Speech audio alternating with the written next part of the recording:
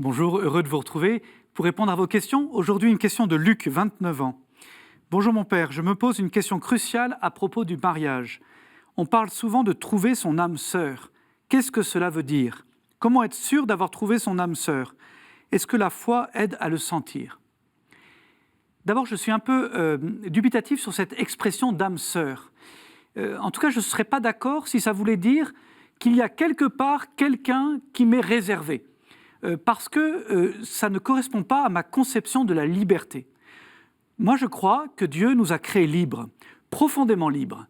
Et donc, qu'il n'y a pas une personne qui vous est destinée, vous seriez déterminé, mais que celle que vous choisirez comme épouse, ce sera la bonne personne parce que justement, vous l'avez librement choisie.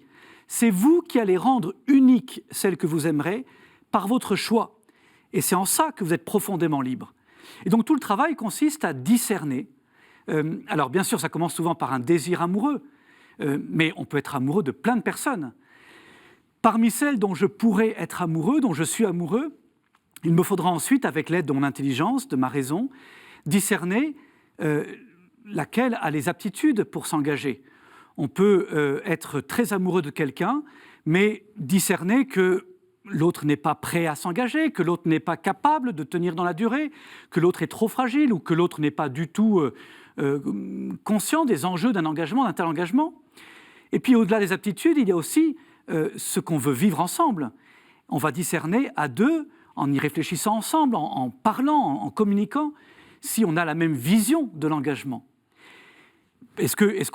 Quand on construit une maison, j'aime bien prendre cette image, quand on construit une maison à deux, il faut mieux avoir les mêmes plans.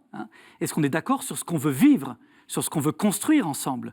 Les convictions qui animent, les fondations qu'on va donner à notre couple. On peut être amoureux de quelqu'un qui est extrêmement différent, c'est pas très compliqué d'être amoureux, mais construire un couple et une famille ensemble, ça demande quand même une réelle communion sur les objectifs, sur les convictions, sur les fondements, les fondations sur lesquels va reposer notre couple et notre famille. Ça, c'est le discernement, le travail du discernement sur lequel on peut être aidé par un prêtre, par un couple, par des personnes qui peuvent nous accompagner. Et en tout cas, tout cela amènera à un choix. Parce qu'au final, rien ne nous dispensera d'avoir à choisir.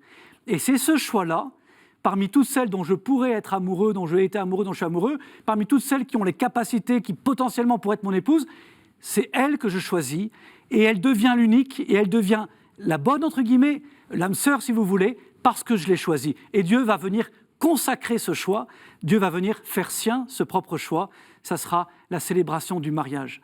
Voilà, soyez libres, et Dieu vous fait confiance, justement, pour choisir celle avec qui vous construirez cette grande aventure du mariage.